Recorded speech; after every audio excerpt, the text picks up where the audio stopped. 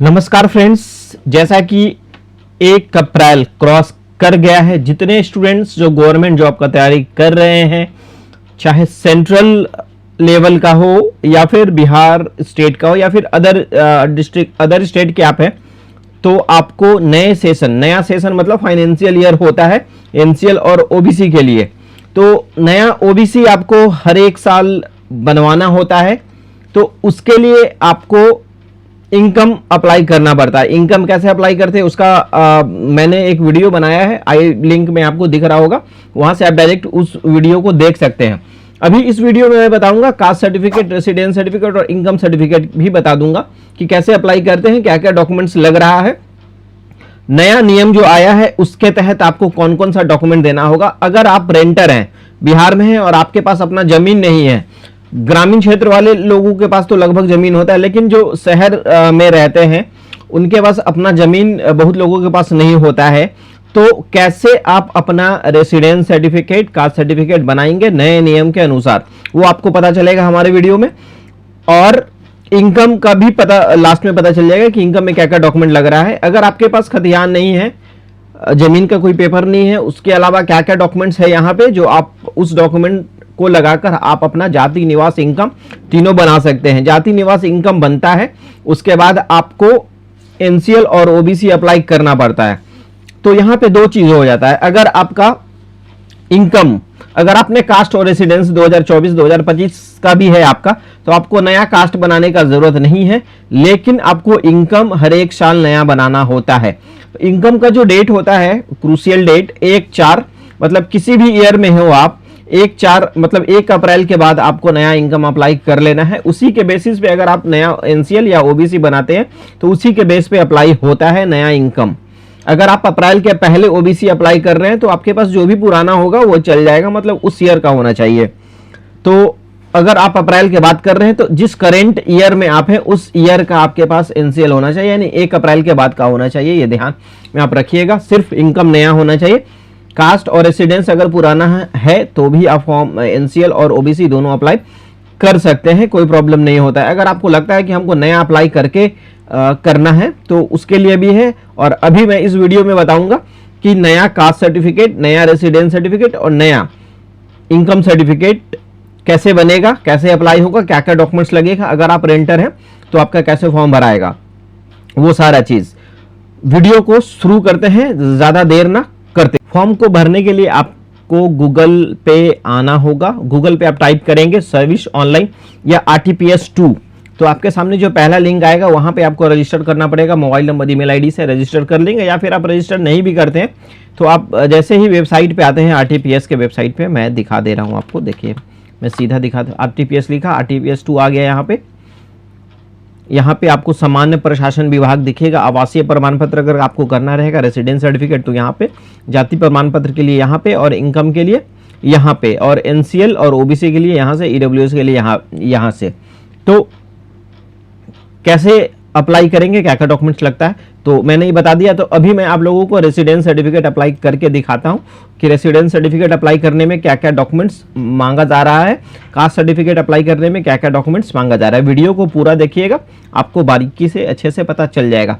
Form भरने का सारा डिटेल्स वही है, कुछ चेंजिंग नहीं हुआ है, बस डॉक्यूमेंट्स अपलोड में चेंजिंग हुआ है, तो वो हम अभी आप लोगों को लाइव दिखा रहे हैं।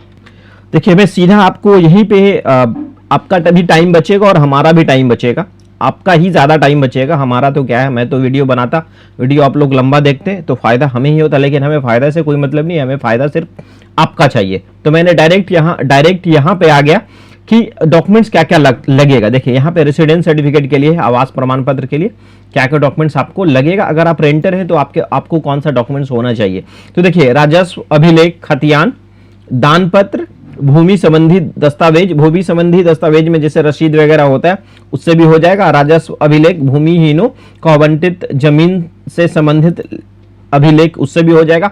अन्य राजस्व अभिलेख, मतलब जैसे आपने टैक्स जमा किया उसका भी अगर कोई पेपर है तो उससे भी हो जाएगा, या आपने म्यूटेशन किया उसका भी पेपर से हो जाएगा।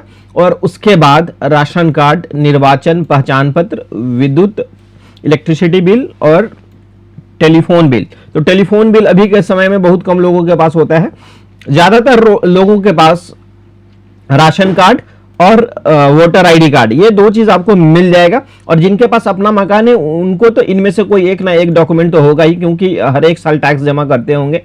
और आपके पास म्यूटेशन का होगा, खतियान होगा, वो मतलब कुछ भी पेपर है जमीन से रिलेटेड तो आप अपलोड कर सकते हैं, ये सारा ऑप्शन में। और जो पटना में रहते हैं, मतलब अर्बन एरिया में रहते हैं, रूरल में तो सारे लोगों के पास लगभग जमीन होता है, जो पटना में अर्बन में रहते हैं और जो रेंट पे रहते हैं, तो उनके पास क्या डॉक्यूमेंट्स होना चाहिए, तो आप इस फॉर्म को भर सकते हैं। निर्वाचन पहचान पत्र यानी वोटर आईडी कार्ड आपके पास होगा तो आप फॉर्म में लगा सकते हैं। यहाँ पे आप टिक आउट करेंगे, अपलोड करने का ऑप्शन आ जाएगा। राशन कार्ड नहीं है, राशन कार्ड है तो सबसे पहले कोशिश कीजिएगा राशन कार्ड से भरें। राशन कार्ड से भरने पे ये होगा कि आपका जो है फॉर्म रिजेक्ट नहीं होगा।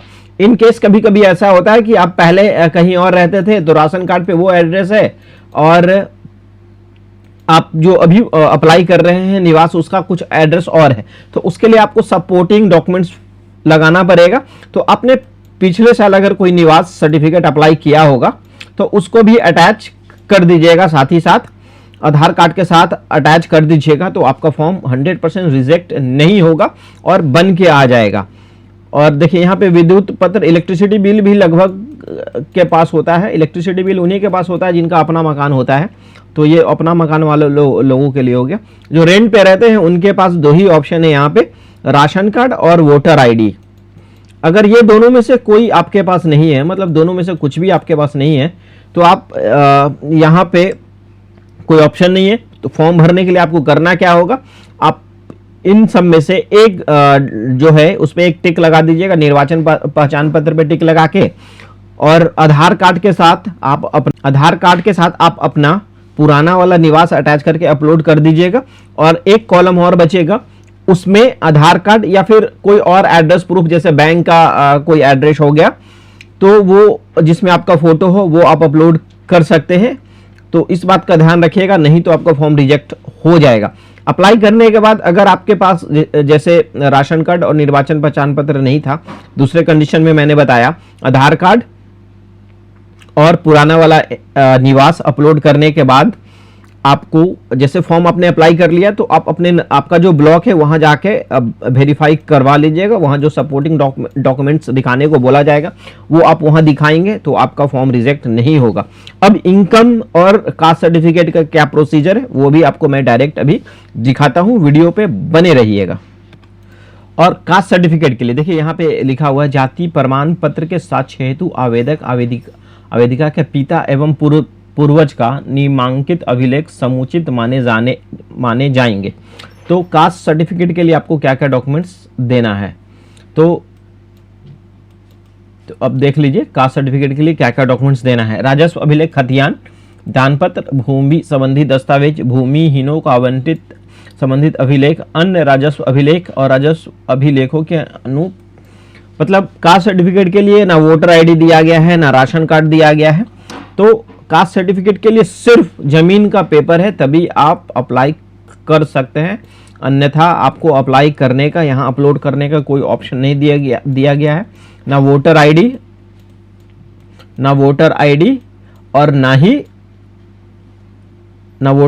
और ना ही राशन कार्ड और ना ही कोई और डॉक्यूमेंट्स। तो ऐसे में रेंटर को क्या करना होगा, तो रेंटर वाले का कोई ऑप्शन यहाँ पे नहीं आ रहा है। जो रेंट पे रह रहे हैं, जिनका अपना जमीन है लेकिन वो वर्षों से यहाँ पटना बिहार में रहते आ रहे हैं, वो क्या करेंगे। तो उसके लिए अब हम लोगों का कर्तव्य बनता है, जैसे यूट्यूब है और टीचर्स लोग हैं, उनको आप लोग अपडेट करवाइए इस चीज को कि यहाँ पे काफी समस्या आने वाला है आने दिनों में। इससे क्या होगा, बीच के जो दलाल होंगे पहले आपका काम वो 100 रुपये में करते थे, अब इस कारण से वो आपको सीधा 1000 डिमांड करेंगे। आप लोगों को भी पता है डायरेक्ट 1000 डिमांड करेंगे, तो दलाल का अब यहाँ पे रोल बढ़ जाता है ऐसे में, क्योंकि कैंडिडेट को फॉर्म भरने के लिए उनको कास्ट सर्टिफिकेट बनवाना ही होगा और डॉक्यूमेंट्स यहाँ पे नहीं है। डॉक्यूमेंट्स अगर कुछ भी अपलोड नहीं करते हैं तो फॉर्म रिजेक्ट हो जाता है। ऐसे में ब्लॉक भी जाएंगे तो उनसे मांगा जाएगा यही कि यही डॉक्यूमेंट होना चाहिए। तो बीच में यहाँ पे दलाल लोगों का सक्रिय बढ़ जाता है, वो आपसे मनमाना पैसा वसूलेंगे। तो इसके लिए आपको ऐसा कुछ नहीं करना है, दलाल को कोई पैसा नहीं देना है। मैं आपको बता रहा हूं क्या करना होगा। इसमें करेंगे क्या, देखिए अगर आप रेंटर हैं तो इसमें करेंगे क्या अपलोड करेंगे। तो आपने पुराना कास्ट सर्टिफिकेट अप्लाई किया होगा और एनसीएल अप्लाई किया होगा कभी, या ओबीसी भी होगा। तो आधार कार्ड, तो एक कॉलम आधार कार्ड का होता है और एक अन्य जो कॉलम है अन्य राजस्व पे क्लिक करेंगे और कास्ट एनसीएल को अटैच कर देंगे, या फिर कोई और ऐसा कोई डॉक्यूमेंट्स होगा जिसपे कास्ट सर्टिफिकेट आपका मेंशन हो, या कभी आपने कोई जॉब क्वालिफाई किया है उसका उसमें आपका कास्ट मेंशन हो, तो वो भी सपोर्टिंग डॉक्यूमेंट्स के तौर पे अपडेट कर सकते हैं, लगा सकते हैं। क्योंकि ना राशन कार्ड में कास्ट का जिक्र होता है ना वोटर आईडी में कास्ट का जिक्र होता है, लेकिन टाइटल लगा हुआ रहता है, जो भी आप टाइटल के रहते हैं। तो आपको करना क्या है, वो सेल्फ डिक्लेरेशन, इसको भी आप अपलोड कर सकते हैं उस कॉलम में। सेल्फ डिक्लेरेशन इसको भी आप अपलोड कर सकते हैं उस कॉलम में। अगर आपके पास 1-2 साल पुराना 1-2 साल मतलब कंटिन्यू आपके पास 1-2 साल का है, मतलब 2022 का भी है, 2023 का भी है, 2024 का भी है, 2025 का है, तो आप कोशिश कीजिएगा 24-25 दोनों साल का अटैच कर दे। इससे ये होगा कि आपका रिजेक्ट होने का संभावना 0 हो जाएगा। और अप्लाई करने के बाद आपको सोना नहीं है, क्योंकि डॉक्यूमेंट यहाँ पे कुछ और मांगा जा रहा है, आपने कुछ और अपलोड किया है, तो इसके लिए आपको सोना नहीं होगा। अप्लाई करने के बाद सोना नहीं है, आपको डायरेक्ट अप्लाई करने के 2 दिनों के बाद अपने ब्लॉक में, जहां आपका ब्लॉक है वहां जाएंगे और आप इसका जो प्रिंट निकला हुआ होगा और आप अपना समस्या बताएंगे कि मैं यहाँ रेंटर था, मैंने ऐसे अप्लाई किया, कोई ऑप्शन नहीं था, उसमें मैंने पुराना एनसीएल किया।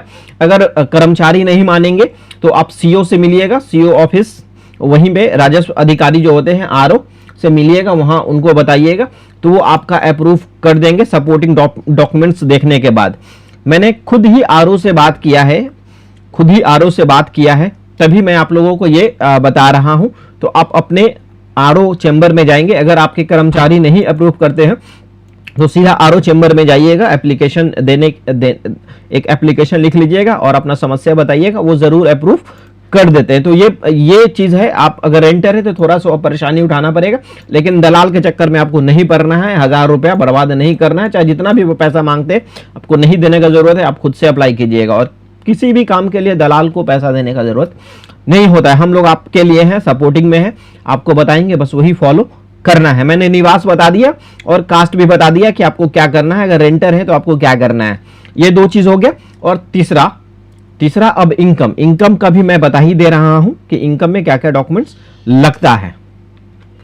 इनकम के लिए आपको क्या करना होगा, क्या डॉक्यूमेंट अपलोड करना होगा। पहला तो आधार कार्ड है, अगर आधार कार्ड है, और दूसरा वेतन पर्ची, अगर जॉब में है तो आपके पास वेतन पर्ची होगा, या आपके फादर्स जॉब में है तो वेतन पर्ची होगा। आयकर रिटर्न, अगर आईटीआर फाइल है तो। अगर ये दोनों कंडीशन में आपके पास दोनों नहीं है तो जिनका मतलब कृषि से इनकम है वो कैसे फॉर्म को भरेंगे।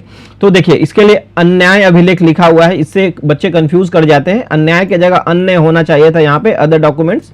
यहाँ पे टाइपिंग मिस्टेक है मेरे अनुसार, लेकिन क्या ये सही में टाइपिंग मिस्टेक है या अन्याय का मतलब कुछ और होता है। अगर किन्हीं को पता है तो कमेंट कीजिएगा, लेकिन हमारे अकॉर्डिंग अन्य लग रहा है। तो अन्य में क्या देना है, यानी अदर डॉक्यूमेंट्स में। तो आपके पास पुराना इनकम सर्टिफिकेट आप बना हुआ होगा कभी का। अगर पुराना इनकम सर्टिफिकेट नहीं भी है, वैसे बच्चे जो पिछले साल इनकम सर्टिफिकेट अप्लाई किए थे, वो आप इनकम सर्टिफिकेट के साथ आपको एक डॉक्यूमेंट्स और अपलोड करना है। वो कौन सा डॉक्यूमेंट्स है मैं अभी आपको यहाँ पे दिखा दे रहा हूँ। देखिए, ये जो डॉक्यूमेंट्स है, एक बार मैं इसको क्लियर कर दे रहा हूँ। ये जो डॉक्यूमेंट्स है, देखिए सेल्फ डिक्लेरेशन फॉर्म है। ये सेल्फ डिक्लेरेशन फॉर्म है इनकम के लिए, यहाँ पे दिख जाएगा इनकम में। आपको ये फॉर्म भर के उस कॉलम में अन्य डॉक्यूमेंट्स में अपलोड करना पड़ेगा। यहाँ पे साइन कर लीजिएगा और यहाँ पे नाम जो विलेज पोस्ट पीएस है, फादर्स का नाम, विलेज पोस्ट, ग्राम, थाना, कास्ट, और आपका जो एनुअल इनकम है यहाँ पे लिखना होगा। तो इसको भरना होगा। देखिए, अदर सोर्स में यहाँ भरिएगा, इस सबको ब्लैंक कर दीजिएगा या छोड़ दीजिएगा या 0 0 कर दीजिएगा। अदर सोर्स में जितना होगा 90,000, 1,10,000 जो होगा वो डालना पड़ेगा। तो ये सिस्टम है। अगर आप चाहते हैं कि ये सेल्फ डिक्लेरेशन फॉर्म आपको डाउनलोड करने का ऑप्शन मिल जाए तो हमारे डिस्क्रिप्शन बॉक्स में इसका लिंक मिल जाएगा, वहां से डाउनलोड कर सकते हैं। मैंने आपको कास्ट, इनकम और रेसिडेंस से रिलेटेड जो भी समस्या था, परेशानी था, आपको एकदम आसानी, इजी वे में और डॉक्यूमेंट के साथ बताया है मैंने। आपको काफी सहूलियत होगा फॉर्म को भरने में, और आपको अभी तक कंफ्यूजन हो रहा होगा कि अन्य में क्या डॉक्यूमेंट्स देना है। और वैसे स्टूडेंट जो रेंटर थे, जो पटना में रेंट के तौर पे रहते हैं, उनके लिए काफी इजी हो जाएगा ऐसे ही फॉर्म को अप्लाई करना। और फॉर्म को अप्लाई करने के बाद ब्लॉक जाके वेरीफाई करना नहीं भूलिएगा। और मैंने बताया कि आरओ से मिलिएगा, अगर कर्मचारी नहीं करते हैं तो आप आरओ से मिलिएगा, उनको एप्लीकेशन दीजिएगा, आपका हो जाएगा। तो इस बात का ध्यान रखिएगा। मैंने जो इतना सारा डिटेल्स बताया, एकदम एक्यूरेट डिटेल्स बताया है। मैंने जो बताया है इसके अकॉर्डिंग आपका बन जाएगा। मैंने बनवाया भी है, बहुत लोगों का बन भी गया है। मैंने 1 तारीख से स्टार्ट किया था, तो अभी यूट्यूब पे नहीं बता रहा था क्योंकि वो ट्रायल पीरियड में था हमारा कि वो बनता है या नहीं बनता, लेकिन बन गया है। तो जब एक का बन सकता है तो आपका क्यों नहीं बन सकता है? तो अब जैसे मैंने प्रोसीजर बताया, सेम प्रोसीजर करेंगे, आपका बिल्कुल जाति, निवास, इनकम बन जाएगा।